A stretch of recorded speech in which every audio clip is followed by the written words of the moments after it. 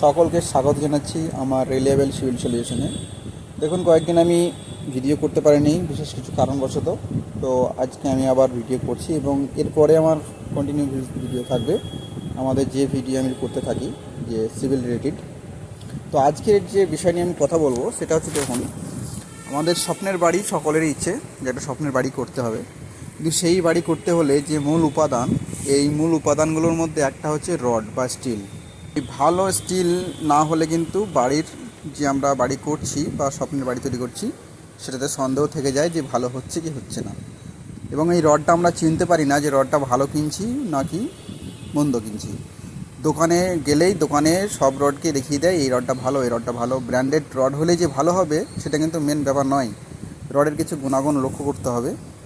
তো আজকের এই ভিডিওটা সেই উদ্দেশ্যেই যে আপনারা কীভাবে চিনবেন যে কোন রডটা আপনার পক্ষে বা আপনার জন্য উপযুক্ত।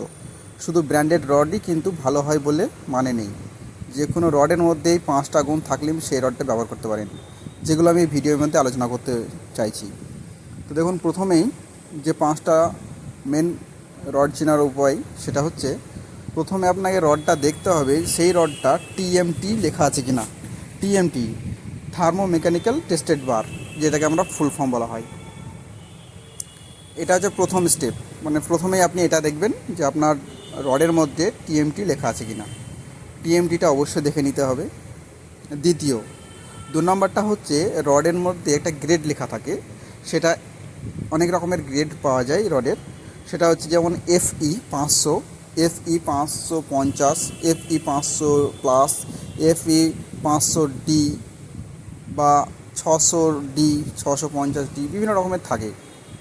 এটা অবশ্যই লেখা যেন থাকে FE 500D, এটা যে স্টার্ট। এরপর থেকে অনেক রকমের এখন বর্তমানে গ্রেডেড রড বেরিয়েছে।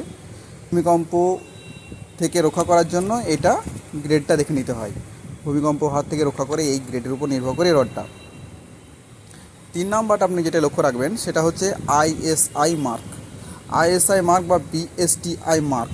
4 নম্বর যেটা দেখবেন সেটা হচ্ছে রডের মধ্যে মরিচা আছে কিনা। যেখানে আপনি রড কিনছেন সেই রডের মধ্যে যখন হাত দিয়ে দেখবেন তার মধ্যে একটা লালচে কালারের কোনো মরিচা আসছে, হাতের মধ্যে উঠে চলে আসছে, তো জানতে হবে সেটার মধ্যে মরিচা আছে, সেই রডটা নেবেন না। সেটা কিন্তু লক্ষ্য রাখতে হবে।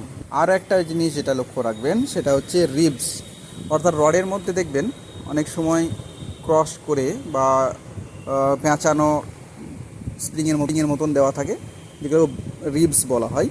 সেটার যতটা ভালো হবে রড ততটা মজবুত হবে, অর্থাৎ এটা কংক্রিটের সঙ্গে এটা বন্ডিংটা ভালো রাখে, কংক্রিটকে ধরে রাখে। তো এইটা কিন্তু আপনাকে লক্ষ্য রাখতে হবে। নাম্বার যেটা বলছি সেটা হচ্ছে, একটা রডকে বেঁকিয়ে দেখতে হবে সেই রডটা ক্র্যাক আসছে কি না। যদি রড একটা ছোট রড আপনি হাতে নেবেন, সেটাকে দুবার 180 ডিগ্রিতে মেখাবেন 2 থেকে 5 বার, তাহলে দেখবেন একটা ক্র্যাক ভাব আসবে, হিট হবে এবং ক্র্যাক ভাব আসবে। যদি সেটা হিট এবং ক্র্যাক ভাব আসে তো সেই রডটা ভালো হবে না। এটা হচ্ছে যে আমি আপনাকে কয়েকটা কথা বললাম, এইগুলো কিন্তু রড চেনার মূল কারণ বা মূল উপায়। আপনারা এইভাবে আপনি রডটা চিনতে পারবেন যে আপনার রডটা ভালো কি না। তবে রডের মধ্যে মূল যেটা দেখার দরকার সেটা হচ্ছে ISI মার্ক, TMT বার এবং গ্রেড, সঙ্গে আপনার রডের নমনীয়তা।